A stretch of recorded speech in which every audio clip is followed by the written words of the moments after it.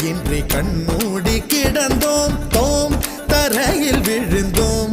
விழுந்தவுடன் கண் தூக்கம் தொலைத்தோம்.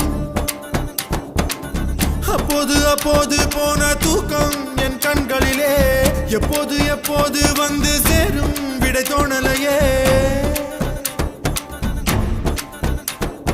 தோம் கருவில் இருந்தோம். கவலையின்றி கண்மூடி கிடந்தோம். தோம் தரையில் விழுந்தோம். விழுந்தவுடன்